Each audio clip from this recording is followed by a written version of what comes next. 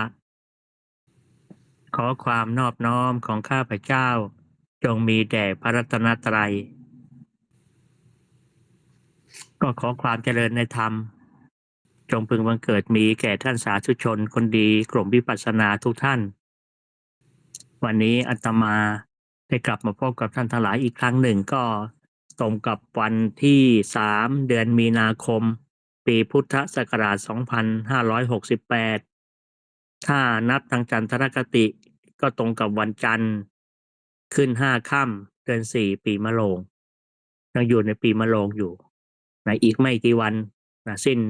เดือน4นี้ก็วันขึ้น1 ค่ำเดือน5ก็จะเป็นเปลี่ยนนักษัตริย์ใหม่จากปีมะโรงก็เป็นปีมะเสงท่านทั้งหลายทุกวันนี้เราจะเห็นว่ามันเกิดอุบัติเหตุกันบ่อยซึ่งเราก็รู้ว่าการเกิดอุบัติเหตุนั้นส่วนใหญ่ก็เกิดมาจากความประมาทของคนเรานะเกิดมาจากความประมาทของคนเรานะเช่นอาจจะขับรถเร็วนะหรืออาจจะดื่มแล้วก็ทำให้เกิดอุบัติเหตุหรือว่าบางอย่างบางโรคที่มันเกิดขึ้นกับเราในวันนี้หรือว่าในช่วงนี้ในสมัยนี้ก็มันก็เกิดมาจากการกินอาหารเพราะว่าโรคส่วนใหญ่เกิดมาจากอาหารบางประเภทกินมากไม่ได้กินมากก็จะเกิดโรคนั้นโรคนี้แต่ว่าก็ยังมีคนฝืนอยู่มีคนฝืนกินก็เลยทำให้เกิดโรคหรือว่า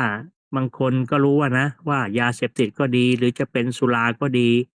เวลากินเข้าไปแล้วดื่มเข้าไปแล้วเนี่ยมันก็จะเกิดโทษหรือว่าแม้แต่ในคุกในตารางก็ยังมีคนที่เข้าไปติดคุกติดตารางกันทุกวันทั้งที่รู้ว่าในคุกในตารางนั้นมันหาความสุขอะไรไม่ได้แต่ก็ยังมีคนเข้ากันทุกวันนะเหตุที่เป็นอย่างนี้เพราะอะไรนะเดี๋ยวก็จะได้บอกกันแต่ถ้าเกิดว่ามีคนมาถามเรานะว่าท่านทั้งหลายอยากจะเป็นคนดีไหมเนี่ยอาตมาเชื่อว่าคำตอบทั้งหมดของทุกคนเนี่ย10 คนก็คงจะตอบเหมือนกันหรือว่าจะเป็น100 คน 1,000 คน 10,000 คน100,000 คนก็จะต้องมีคำตอบที่เหมือนกันคืออยากจะเป็นคนดีแต่เราเคยคิดไหมนะญาติโยมทั้งหลายว่าทำไมเราจึงเป็นคนดีได้ไม่ตลอดทั้งวันเป็นคนดีได้ไม่ตลอดทั้งเดือนเป็นคนดีได้ไม่ตลอดทั้งปีหรือว่าเป็นคนดีได้ไม่ตลอดไปนะเป็นเพราะอะไรนะทั้งที่ใจเราก็อยากจะเป็นคนดีแต่เราทำไม่ได้นะเป็นเพราะอะไรหรือบางคนก็อยากจะพ้นทุกข์อยากจะไปนิพพานถ้าคนมีใครมาถามเราว่าอยากจะพ้นทุกข์ไหมอยากจะไปนิพพานไหมทุกคนก็จะตอบเหมือนกันว่าอยากจะไปทั้งที่วิธีการก็มีแล้วนะวิธีการก็มีแล้วหนทางที่จะเดินไปสู่ความพ้นทุกข์ก็มีแล้วมีคนมาบอกเราแล้วแต่ทำไมเราพ้นกันไม่ได้สักทีไปไม่ถึงไปไม่ได้นะเป็นเพราะอะไรหรือทุกวันนี้หรือตั้งแต่อดีตจนถึงปัจจุบันนี้เราจะเห็นว่าคนที่ชอบต่อยมวยเนี่ยเวลาเข้าค่ายไปสมัครเป็นนักมวยแล้วเนี่ยเขาก็พยายามฝึกซ้อมพยายามที่จะขึ้นชกเพื่อจุดมุ่งหมายเดียวก็คืออยากจะเป็นแชมป์โลกนะไม่ว่าจะเป็นมวยไทยหรือมวยสากลอะไรก็ตามก็อยากจะเป็นแชมป์โลกแต่ส่วนใหญ่มันเป็นแชมป์โลกไม่ได้มันเป็นเพราะอะไรเป็นส่วนใหญ่มันเป็นไม่ได้มันไม่ได้เป็นได้ทุกคนนะเหมือนพระบางรูปเนี่ยเวลาบวชใหม่ๆก็ตั้งใจปฏิบัติดีแต่พออยู่ไปอยู่มาก็กลายเป็นมีเรื่องมีราวนะทุกวันนี้มากมายนะเป็นเพราะอะไรนะเหตุทั้งหมดทั้งมวลนี้ท่านทั้งหลายสิ่งเดียวเท่านั้นก็คือกิเลสนั่นเองกิเลสเป็นตัวการใหญ่เลยนะเป็นตัวการใหญ่ถามว่าทุกคนมีกิเลสไหมมีทุกคนมีกิเลสนะโอกาสที่จะถูกกิเลสเข้าครอบงำแล้วมันมีอยู่แล้วนะแต่ทำไมบางคนก็ไปประพฤติชั่วบางคนก็ประพฤติไม่ชั่วนะทั้งที่กิเลสอาตมาเชื่อว่ามันอาจจะมีมากมีน้อยไม่เหมือนกันนะมีบางคนก็มีมากบางคนก็มีน้อยหรือบางคนแต่อาตมาเชื่อว่ามันจะมีเท่ากันนั่นแหละ แต่สิ่งที่จะไม่เท่ากันก็คือสิ่งที่จะไปควบคุมมันนะบางคนก็มีวิธีการบางคนก็มียุทธวิธีในการที่จะไปกำราบมันกดมันนะระงับมันควบคุมมันนะไม่ให้มันเกิดไม่ให้มันแสดงออกนะเพราะนั้นเราก็จึงมีความจำเป็นที่จะต้องมีธรรมมีกรรมฐานนี่แหละที่เป็นคอยตัวกดเป็นตัวระงับเป็นคอยเป็นตัววิธีการที่จะกำเริบเป็นกำราบมันนะไม่ให้มันเกิดขึ้นหรือว่าไม่ให้มันแสดงออกไม่ให้มันแสดงออก ถ้าเราแสดงออกตามกิเลสที่เรามีแต่ละวันนี้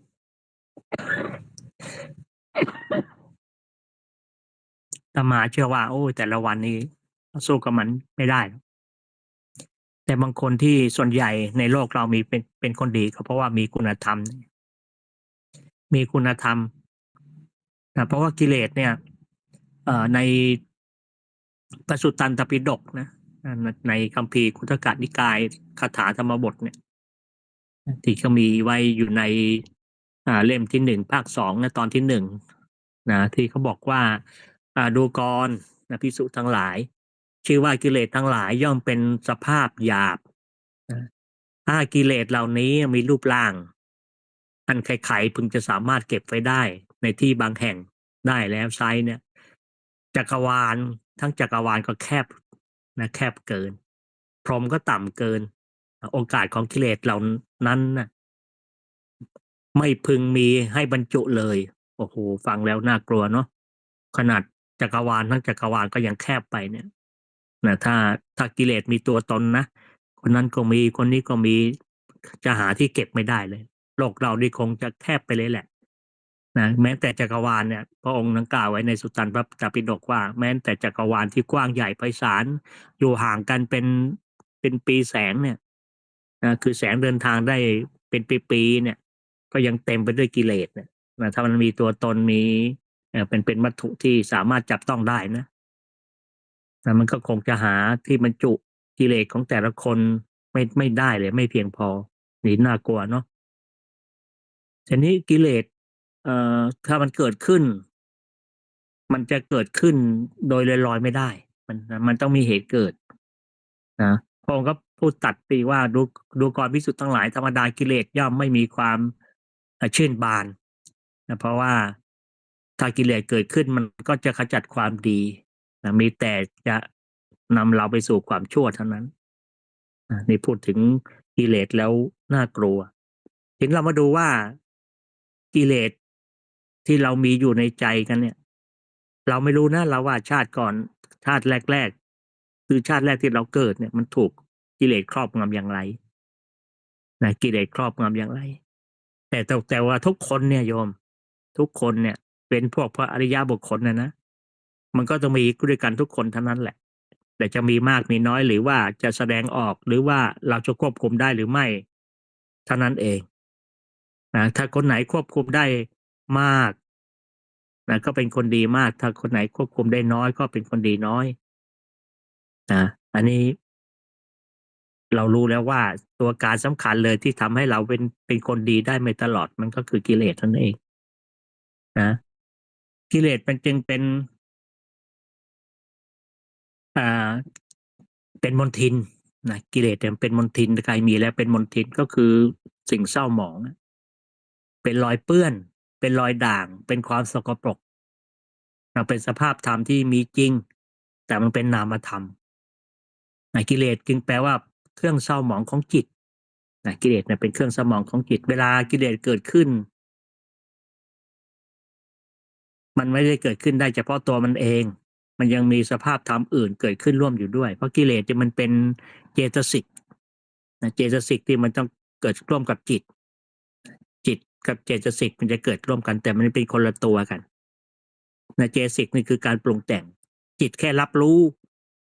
นะจิตแค่รับรู้แต่เจตสิกเป็นตัวปรุงแต่งดังกิเลสเนี่ยมันจะเกิดร่วมกับฝ่ายอกุศลเท่านั้นกิเลสมันจะเกิดขึ้นกับฝ่ายอกุศลเท่านั้นมันไม่เกิดร่วมกับจิตที่เป็นฝ่ายดีมันจะเกิดขึ้นกับจิตที่เป็นฝ่ายดีไม่ได้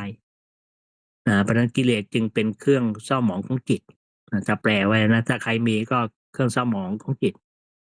ก็คือธรรมชาติของจิตเนี่ยโยมนะจิตมันเป็นสิ่งที่บริสุทธิ์สะอาดแต่เมื่อคนโดนกิเลสเข้าไปครอบงำจากจิตที่สะอาดจากจิตที่เอ่อบริสุทธิ์เป็นพระพัสสอนก็กลายเป็นจิตที่สกปรกจิตที่ถูกครอบงำด้วยกิเลสมันจึงทำให้เป็นจิตที่สกปรกนะเวลาปกติของคนเราเนี่ยทุกคนนะถ้าเว้นจากพรรคอริยบุคคลตั้งแต่โสดาบันสกทาคามีพระอนาคามีและพระอรหันต์แล้วเนี่ยทุกคนก็ยังจิตมีจิตที่ถูกครอบงำด้วยกิเลส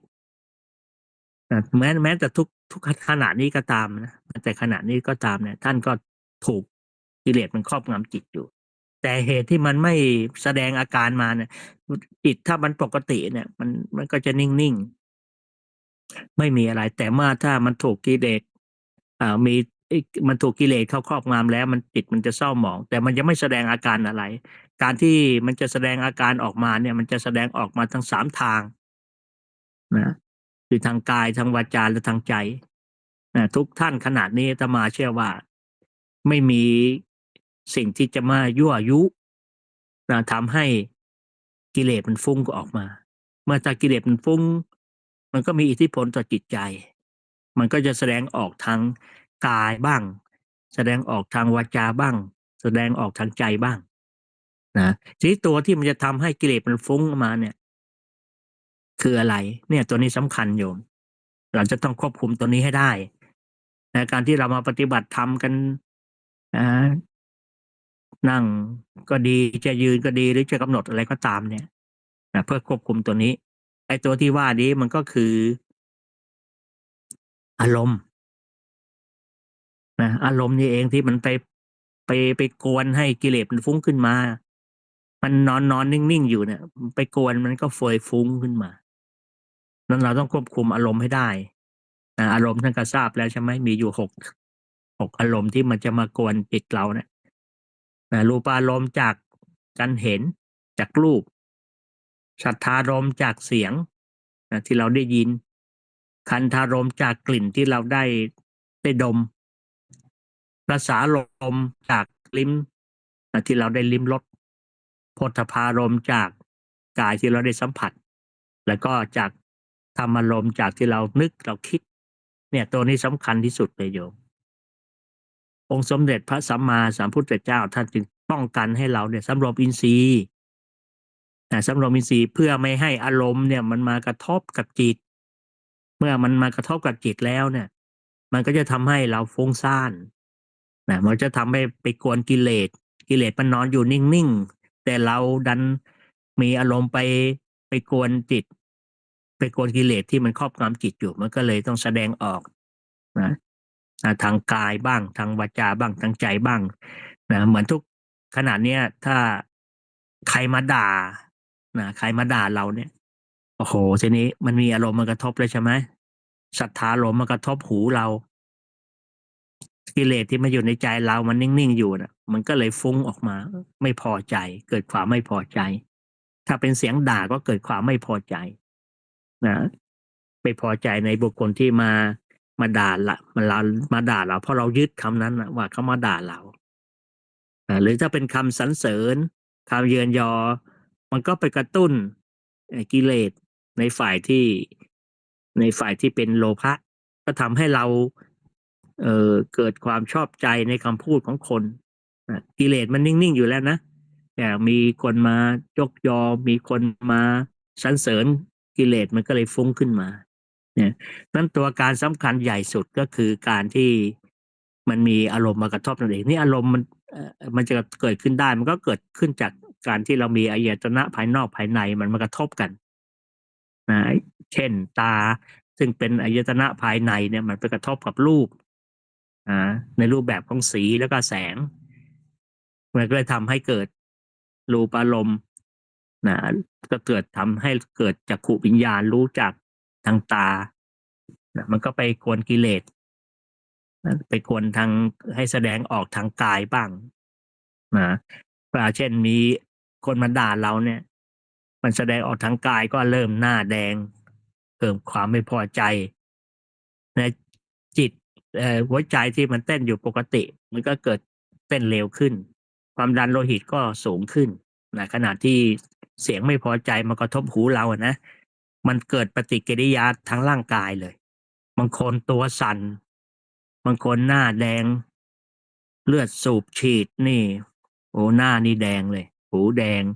เกิดความโกรธขึ้นมาทั้งที่เมื่อก่อนหน้านั้นเนี่ยไม่มีอะไรแต่พอมีอารมณ์มากระทบเท่านั้นเองศรัทธาลมในสิ่งที่เป็นอนิจฐานลมที่ไม่ปรารถนาขึ้นมาเนี่ยมันมีผลต่อร่างกายทันทีเลยหน้าแดงใจสั่นนะถ้ามันเกิดกับร่างกายยังไม่พอมันมีผลมีอิทธิพลต่อวาจาไหมมันจะต้องโต้ตอบเขาจะต้องพลุสวาทนะด่าเข้าไปพูดคำหยาบไปนะเกิดกรรมอีกแหละนะเกิดทางกายแล้วไม่พอกรรมเกิดเป็นทางวาจาพอด่าเข้าไปปั๊บอันนี้ก็เป็นวจีกรรมอีกแล้วใจคิดก็ไม่ดีอาฆาตพยาบาทถ้าทำอะไรเขาไม่ได้ก็เกิดความอาฆาตพยาบาทขึ้นมาเกิดกรรมทางมโนกรรมขึ้นมาอีกเนี่ยเห็นหรือยังโยมอิทธิพลของมันนะอิทธิพลของอารมณ์ที่มากระทบจิตนะ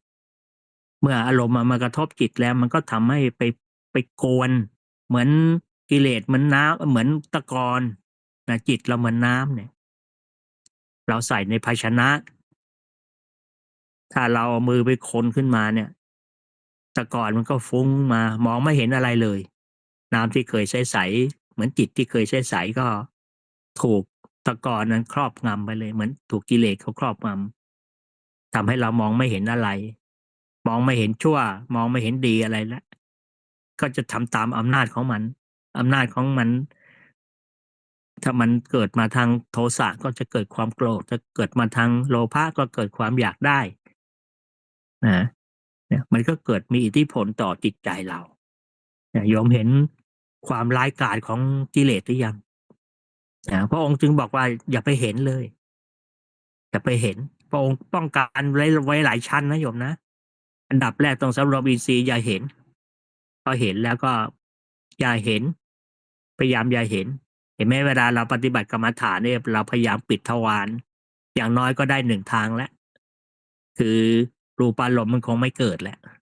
นะสิ่งที่จะมากระตุ้นจิตทางตาคงไม่มีทีนี้เราต้องหาสถานที่ที่เงียบๆที่สงบก็ปิดทางหูปิดทางหู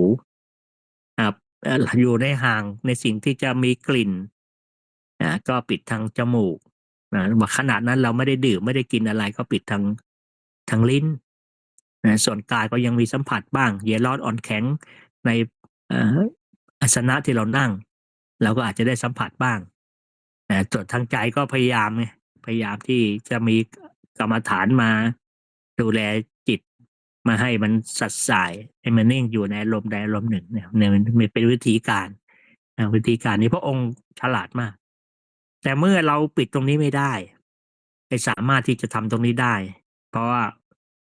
ในชีวิตประจำวันเราจะต้องออกไปประกอบอาชีพจะต้องเจอผู้คนจะต้องได้ยินเสียงจะต้องได้กลิ่นจะต้องได้ลิ้มรสจะต้องถูกต้องสัมผัสนะแล้วก็อาจจะต้องนึกต้องคิดเนี่ยมันเมื่อควบคุมไม่ได้ในส่วนที่จะมองเห็นได้ยินแล้วก็ต้องมาควบคุมตรงนี้แหละ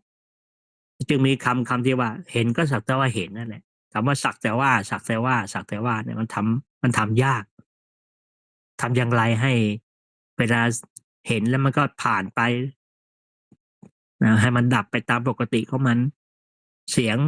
เราไม่ต้องไปทำอะไรมันก็ดับไปตามธรรมชาติของมันแม้จะเป็นเสียงด่าหรือเสียงที่เราได้รับการสรรเสริญเยินยอก็ตามเนี่ยเราไม่ต้องทำอะไรมันสิ่งที่เราจะต้องทำก็คือควบคุมจิตของเราอย่าไปคิดต่ออย่าไปปรุงแต่งต่อเท่านั้นเองแต่ส่วนใหญ่มันทำไม่ค่อยได้ไงเราจึงต้องตกเป็นอำนาจของกิเลสแต่เราท่านทั้งหลายยังดีที่มีธรรมคอยควบคุมอยู่จึงทำให้กิเลสมันไม่ฟุ้งซ่านมากไม่ไปทำลายจิตใจของเรามากหรือว่ามันอาจจะไปทำร้ายจิตใจแต่มันไม่มีผลต่อ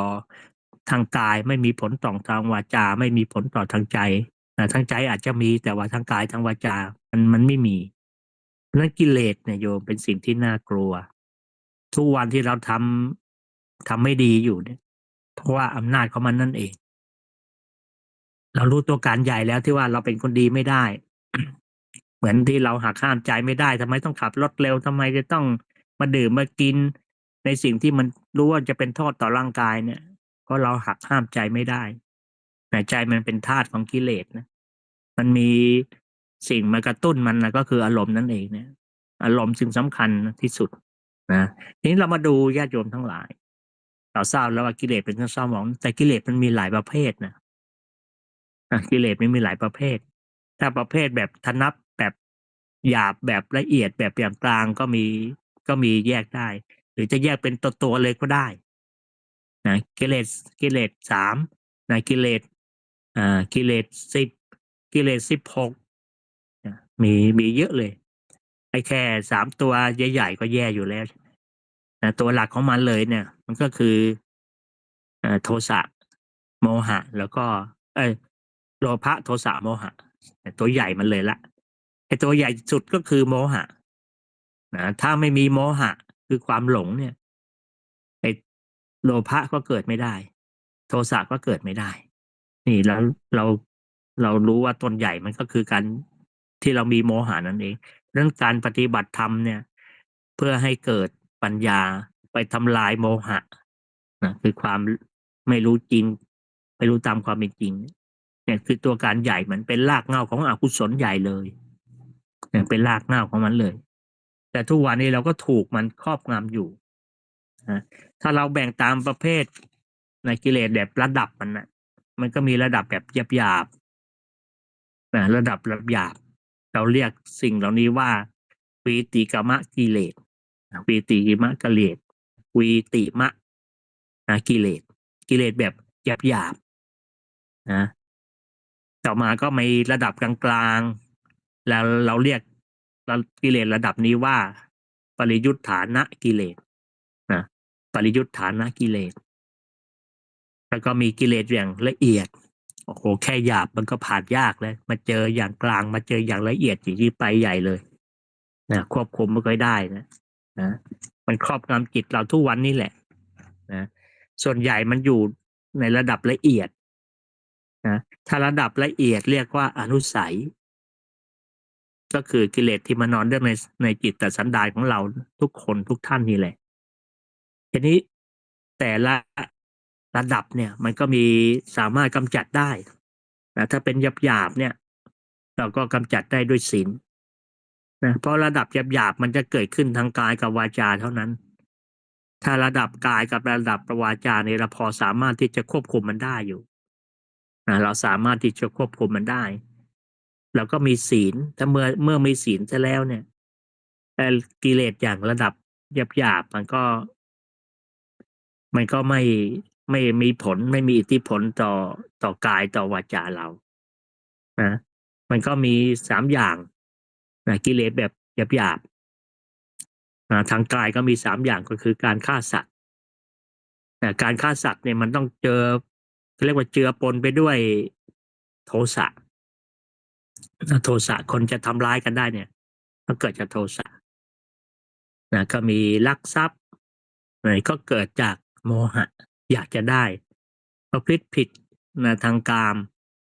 นะประพฤติผิดทางกามอันนี้ก็เป็นโมหะเป็นโมหะนะ3 อย่างนี้มันเกิดทางกายนะฆ่าสัตว์ลักทรัพย์ประพฤติผิดในกามเนี่ยมันกิเลสแบบหยาบๆนะส่วนทางวาจาก็พูดเท็จพูดคำไม่จริงพูดส่อเสียดพูดเอาความข้างนี้ไปใส่ความข้างนั้นยุให้เขาแตกให้เขาทะเลาะกันเรียกว่าพูดส่อเสียดพูดคำหยาบแล้วก็พูดเพ้อเจ้อทั้ง7 ตัวเนี่ยเราเรียกว่ากิเลสแบบหยาบๆมันจะกำจัดได้โดยศีลถ้ามีศีลเสร็จแล้วกายเราก็ไม่ไปฆ่าสัตว์ไม่ลักทรัพย์ไม่ประพฤติผิดในกามเพราะศีลเป็นตัวควบคุมส่วนทางวาจาก็ไม่พูดเท็จไม่พูดส่อเสียดไม่พูดคำหยาบไม่พูดเพ้อเจ้อนี่เรียกว่าระดับหยาบๆส่วนระดับกลางๆระดับกลางๆก็เรียกว่าปยุทธานะอันนี้ละเอียดขึ้นมาหน่อยมันจะกำจัดโดยศีลไม่ได้เพราะว่าส่วนใหญ่มันจะเกิดทางใจ เมื่อเกิดทางใจก็ต้องกำจัดด้วยสมาธินะก็มี5 อย่างก็คือนิวรณ์นั่นเองโยมฟังมาหลายรอบหลายร้อยหลายพันรอบแล้วนิวรณ์ครูบาอาจารย์ส่วนใหญ่ก็จะพูดถึงอยู่นะอันนิวรณ์เนี่ยก็คือสิ่งที่เกิดขึ้นแล้วมันจะมาขวางกั้นความดีของเรา มันจะเกิดตอนไหนส่วนใหญ่มันจะเกิดตอนที่เราจะทำสมาธินั่นแหละมันจะมาขัดขวางไม่ให้จิตเขาเรียกว่าอิสระจากอำนาจของมันมันก็ทำทุกวิถีทางอะไรนะก็คือกามฉันทะความพอใจยินดีในกามคุณทั้ง 5เนี่ยเหมือนเราเห็นลูกหมูลูกแมวเนี่ยมันเกิดความยินดีความพอใจเนี่ยแหละเกิดเรียกว่ากามฉันทะนะไม่ใช่ว่าพูดถึงกามแล้วมันจะต้องเกี่ยวข้องกับผู้หญิงผู้ชายมีความสัมพันธ์กันไม่ใช่แม้แต่ความพอใจยินดีนั่นแหละโยมพอใจยินดีเห็นหมาเห็นแมวสวยๆน่ารักโอ้อยากจะลูบอยากจะอุ้มมันเห็นดาราคนนี้มันสวยมันหล่อนางแบบคนนี้มันสวยมันหล่อโอ้มีภาพเก็บเอาไว้หาโหลดเก็บเอาไว้เนี่ยนี่ก็คือความยินดีพอใจนะความยินดีพอใจเนี่ยมันก็เกิดขึ้นในขณะที่เราปฏิบัติเนี่ยเมื่อจิตมันสงบแล้วมันก็เกิดขึ้นความพยาบาทปองร้ายคนอื่นบางทีมีใครมาทำให้เราเดือดร้อนมีใครมาทำให้เราไม่พอใจก็เกิดความโกรธขึ้นมาสะสมมากๆก็กลายเป็นความพยาบาทปองร้ายคิดจะประทุษร้ายคนอื่นเห็นไหมแล้วโยมลองคิดดูว่าจิตในขณะนั้นน่ะมันจะหาความสุขได้ยังไงนะมันจะหาความสุขได้อย่างไรเหมือนจิตโยมขณะที่จะให้กับจิตโยมที่ขณะที่จะเอาเนี่ยมันก็ยังแตกต่างกันอยู่แล้วใช่ไหมเพราะจิตในขณะที่จะให้มันมีความสุขมากกว่าจิตที่คิดจะเอา เราแค่เอาง่ายๆเนี่ยมาเปรียบเทียบกันก็ได้ มันมีความรู้สึกต่างกันเหมือนจิตของเราที่มันเฉยๆกับจิตที่มันเกิดความอาฆาตพยาบาทเนี่ยจิตมันจะเร่าร้อน ในความพยาบาท ต่อมาก็ถีนมิทะจิตที่หดหู่เคลิบเคลิ้มง่วงเหงาหาวนอน จิตมันไม่โปร่ง ถ้าเราปฏิบัติก็ไม่ได้อะไร ไม่ได้อะไร ความหลับก็มาครอบงำแต่ปฏิบัติไปก็ถูกถีนมิทะคือความง่วงมันมาครอบงำซะจิตมันก็ไม่แจ่มใสนะจิตไม่แจ่มใสมันเหมือนน้ำที่ถูกไอ้พวกจอกพวกแหนมันคมอยู่มันไม่เห็นอะไรจิตมันหดหู่เคลิบเคลิ้มท้อถอยท้อแท้เนี่ยเรียกว่าถีนมิทะส่วนอีกตัวหนึ่งก็คืออุทธะจักกุกุจจะความฟุ้งซ่านและรำคาญปฏิบัติไปอะไรก็ไม่รู้ลุมเร้ามาทั้งจิตใจคิดเรื่องสารพัดวิตกกังวลบางเรื่องบางราวก็ไม่ได้ยังไม่เกิดกับวิตกกังวลฟุ้งซ่านไปเรื่อยๆอันนี้ก็เป็นลักษณะของนิวรณ์แต่สุดท้ายก็คือวิจิกิจฉาความลังเลสงสัยในพระรัตนตรัยนะสิ่งเหล่านี้มันจะถูกกำจัดได้ด้วยหรือกดไม่ให้มันมีอิทธิพลมีฤทธิ์ด้วยสมาธิเราจะเห็นว่าอย่างวิจิกิจฉาเนี่ยก็มีพูดถึงในนิวรณ์มีพูดถึงในสังโยชน์กิเลสตัวที่โสดาบันละได้นะคือมันเกิดในระดับของนิวรณ์เนี่ยมันจะถูกระงับเฉยๆนะมันไม่ได้ถูกกำจัดคือถ้าเราทำสมาธิแล้วมันจะถูกสมาธิกดเอาไว้เหมือนกับก้อนหินที่มันกดหญ้าไม่ให้หญ้ามันเจริญงอกงามแต่หญ้ามันไม่ตายไงสมมติว่าเราเอาหินหรืออะไรก็ตามไปทับหญ้าไว้เนี่ยไว้สัก5 วัน 7 วันเนี่ยหญ้ามันจะเหลืองเพราะมันไม่ได้รับแสงแดดได้รับออกซิเจนจากแสงแดดมันก็ทำให้หญ้ามันเหลืองแต่มันไม่ตายในกิเลสตัวนี้ก็เหมือนกันนะมันไม่ใช่ละได้ง่ายๆหรอกความพยาบาทเนี่ยหรือว่าความสงสัยในพระรัตนตรัยก็เหมือนกันมันกำลังเลสงสัยอยู่โน่นไปจนถึงพระโสดาบันนั่นแหะถึงจะละได้เด็ดขาด ขณะนี้ก็ถูกกำจัดด้วยสมาธิ ส่วนในกิเลสอย่างละเอียดเนี่ยเจอหยาบมาก็ยังควบคุมยากมาเจออย่างกลางๆเรียกว่านิวรณ์ก็ควบคุมยากมาเจอกิเลสอย่างละเอียดมันก็ไปกันใหญ่เลยไอ้แต่ตัวนี้เนี่ยถ้ามันไม่ค่อยแสดงอะไรออกหรอกมันจะอยู่นิ่งๆอยู่ในใจเราเนี่ยในจิตเรานี่แหละ ถ้าไม่มีตัวมากระตุ้นไม่มีอารมณ์มากระตุ้นเนี่ยมันไม่เกิดหรอกนะเหมือนกับท่านทั้งหลายขนาดนี้นะเรียบร้อยแต่ถ้ามีอะไรมากระทบจิตนะอาจจะเป็นเสียงด่าหรือเสียงนินทาก็อาจจะเกิดความไม่พอใจแม้มันจะไม่แสดงออกทางกายอะไรมากแต่ว่าอย่างน้อยก็ทำให้จิตมันขุ่นมัวและเกิดความไม่พอใจขึ้นมาเรามาดูซิว่าไอ้เจ็ดตัวที่เรียกว่าอนุสัยเนี่ยนะก็มีกามราคะ ความกำหนัดในกาม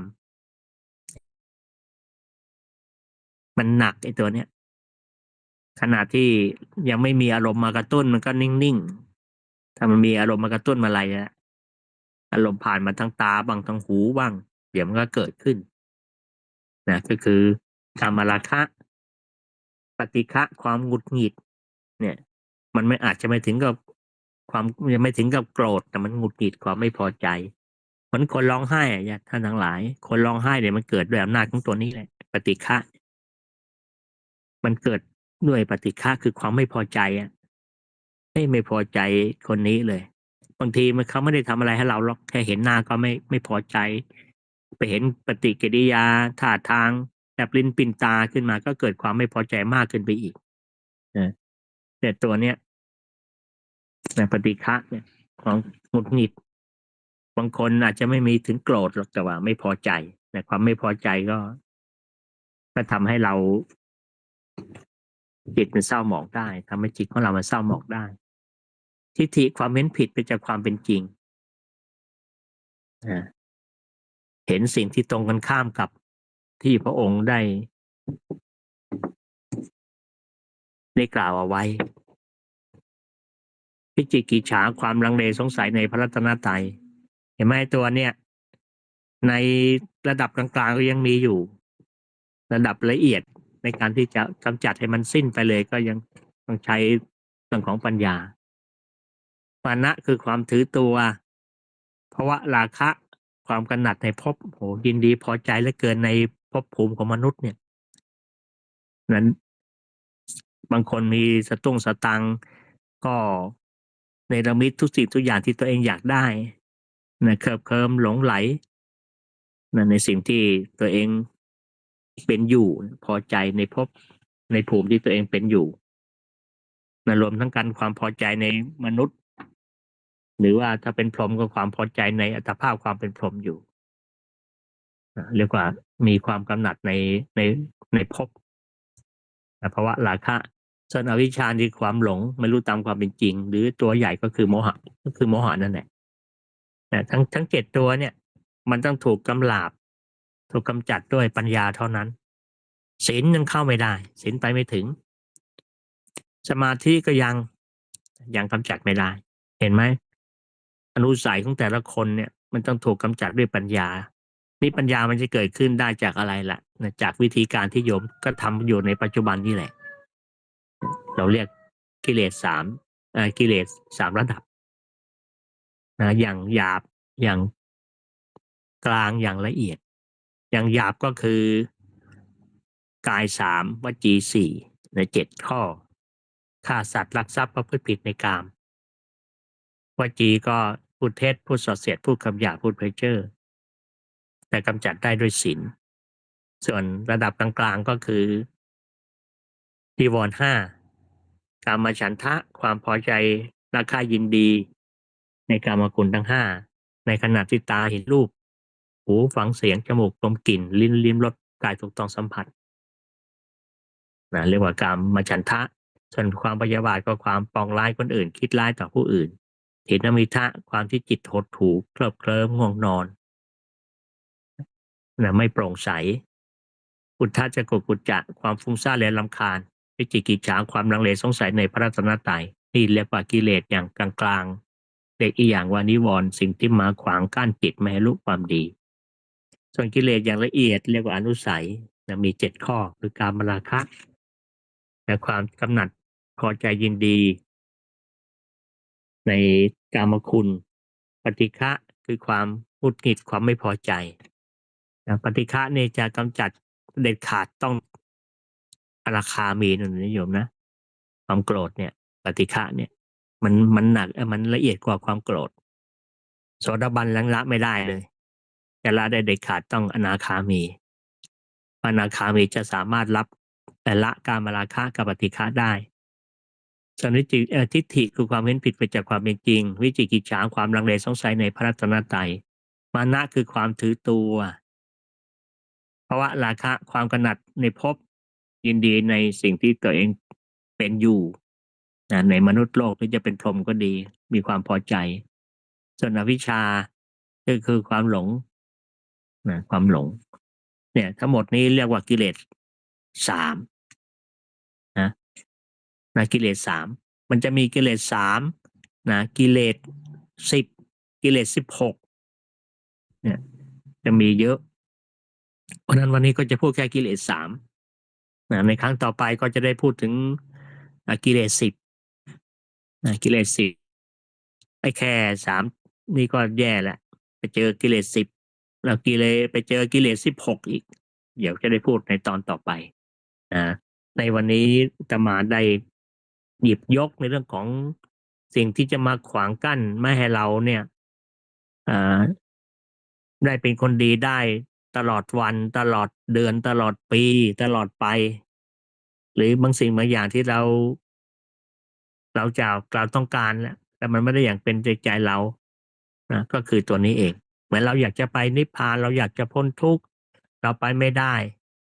ก็เพราะตัวนี้เนี่ยตัวที่มันขวางกั้นเนี่ยก็คือกิเลสนี่เองมันเป็นตัวที่ทำให้จิตใจของเราขุ่นมัวแต่ว่ากิเลสมันจะฟุ้งไม่ได้มันครอบงำจิตเราก็จริงแต่ว่ามันจะฟุ้งไม่ได้เลยถ้าไม่มีอารมณ์มายั่วยุอารมณ์มากระทบอารมณ์ที่มันจะเกิดได้มันก็เกิดมาทาง6ทางรูปารมณ์เกิดจากทางตาสัทธารมณ์จากหูเกิดจากเสียงคันธารมณ์จากกลิ่นรสารมณ์จากรสโผฏฐัพพารมณ์จากการสัมผัสถูกต้องธรรมารมณ์จากความนึกความคิดเนี่ยเราควบคุมตัวนี้นะโยมการที่เรามีกรรมฐานอยู่เนี่ยควบคุมอารมณ์แต่มันควบคุมไม่ได้มันเป็นตามธรรมชาติเนี่ยเราต้องมาดูจิตเราแหละมันต้องมาทำจิตเราเหมือนการที่เราเดินไปในที่ร้อนเนี่ยแสงอาทิตย์มันส่งทำให้เกิดความร้อนขึ้นมาเนี่ยเราจะไปห้ามระหว่างการไปห้ามดวงอาทิตย์ไม่ให้ส่องแสงกับการที่เราทำจิตของเราไม่ให้มันร้อนเนี่ยการทำจิตมันง่ายกว่าบางทีปัจจัยภายนอกมันควบคุมยาก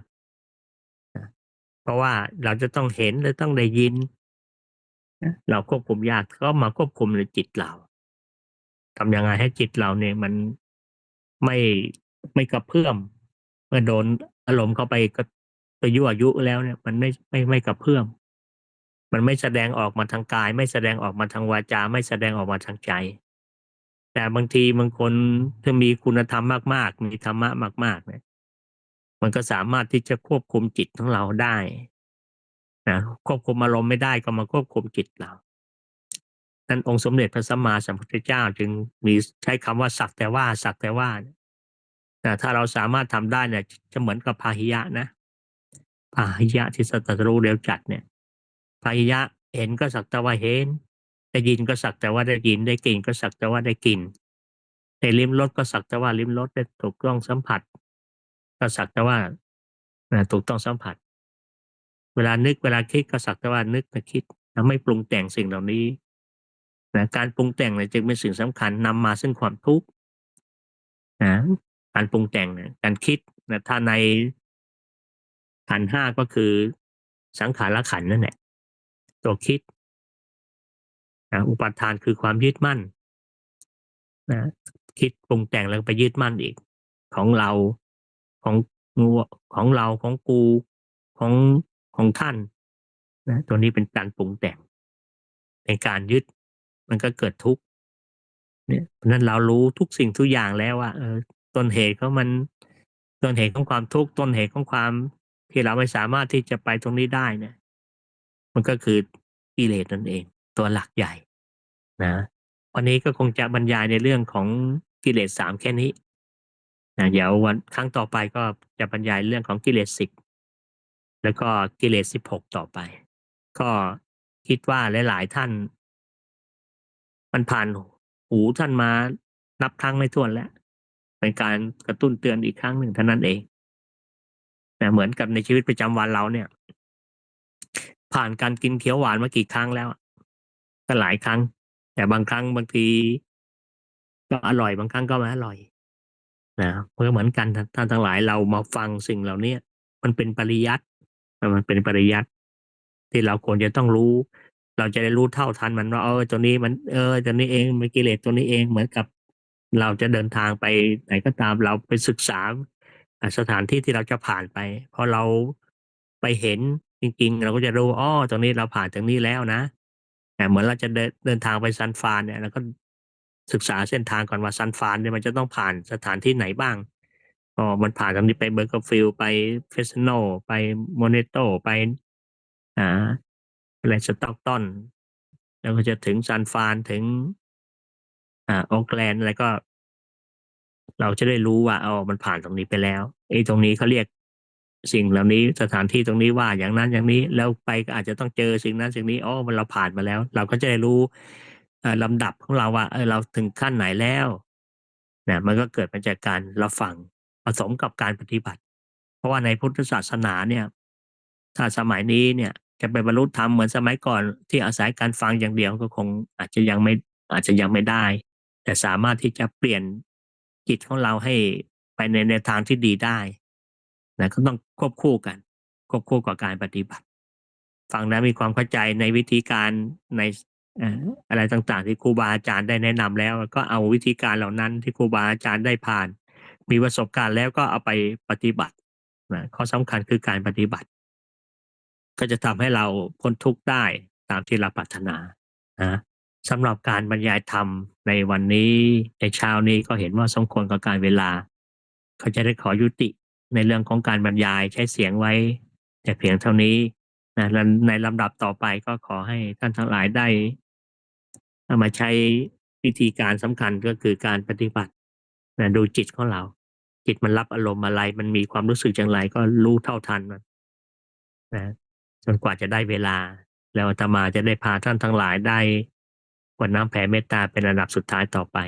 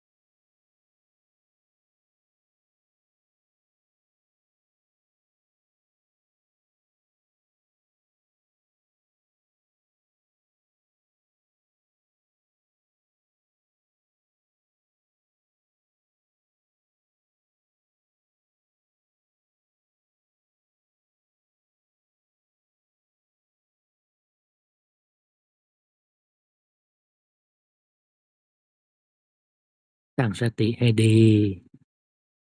สูดลมหายใจลึกๆยาวๆย้ายจิตจากฐานที่โยมกำหนดมาอยู่ที่ลิ้นปี่ฐานไม่ว่าจะเป็นฐานจากจมูกหรือฐานจากท้องก็ตามให้มาอยู่ที่ลิ้นปี่ความรู้สึกอยู่ที่ลิ้นปี่สติอยู่ที่ลิ้นปี่อาหังสุขิโตโหมิขอให้ข้าพเจ้ามีความสุขอาหังนิทุกโขโหมิขอให้ข้าพเจ้าปราศจากความทุกข์อาหังอเวโลโหมิขอให้ข้าพเจ้าปราศจากเวรอาหังอัพยาปโชโหมิขอให้ข้าพเจ้าปราศจากความพยาบาทและการเบียดเบียนอาหังอนีโคโหมิขอให้ข้าพเจ้าปราศจากความทุกข์กายทุกข์ใจสุขีอัตตานังปาริหารามิขอให้ข้าพเจ้ามีแต่ความสุขกายสุขใจรักษาตนให้พ้นจากทุกภัยทั้งสิ้นเถิดย้ายจิตจากลิ้นปี่อยู่ที่หน้าผากความรู้สึกสติอยู่ที่หน้าผากสัพเพสัตตาสัตว์ทั้งหลายที่เป็นเพื่อนทุกข์เกิดแก่เจ็บตายด้วยกันทั้งหมดทั้งสิ้นอเวลาโหนตุจงเป็นสุขเป็นสุขเถิดอย่าได้มีเวรแก่กันและกันเลยอัพยาปชชาโหนตุจงเป็นสุขเป็นสุขเถิดอย่าได้พยาบาทเบียดเบียนซึ่งกันและกันเลยอานีคาโหนตุจงเป็นสุขเป็นสุขเถิดอย่าได้มีความทุกข์กายทุกข์ใจเลยสุขีอัตตานังปริหารันตุจงมีความสุขกายสุขใจรักษาตนให้พ้นจากทุกภัยด้วยกันทั้งหมดทั้งสิ้นเถิดท่านทั้งหลายที่ท่านได้ทุกข์ขอให้พ้นจากทุกข์ท่านทั้งหลายที่ท่านได้สุขขอให้สุขยิ่งขึ้นไปสัพเพสัตตาสัตว์ทั้งหลายที่เกิดเป็นชราพุชะที่เกิดเป็นอันทชะที่เกิดเป็นสังเสทชะที่เกิดเป็นโอปปาติกะจงมารับเอากุศลผลบุญให้ทั่วทุกตัวสัตว์เทินย้ายจิตจากหน้าผากมาอยู่ที่มือขวาแล้วค่อยๆขยับมือขวาอย่างมีสติขยับเคลื่อนโดยการควบคุมของสติเสร็จแล้วย้ายจิตจากมือขวาอยู่ที่มือซ้ายยกมือซ้ายออกไปเสร็จแล้วก็ย้ายจิตจากมือซ้ายมาอยู่ที่ตาแล้วค่อยๆลืมตาทำความรู้สึกที่ตาลืมตาขึ้นอย่ากระทบกับอายตนะภายนอกคือรูปเสร็จแล้วก็เดี๋ยวกล่าวคำอุทิศอีกครั้งหนึ่งขอเดชะตั้งจิตอุทิศผลบุญกุศลนี้แผ่ไปให้ไพศาลถึงมารดาบิดาครูอาจารย์ทั้งลูกหลานญาติมิตรสนิทกันคนเคยร่วมรักสมัครใคร่มีส่วนได้ในกุศลผลบุญฉันทั้งเจ้ากรรมนายเวรและเทวันขอให้ท่านได้กุศลผลนี้เทินขออนุโมทนาบุญกับญาติโยมทุกท่านนะสาธุสาธุสาธุ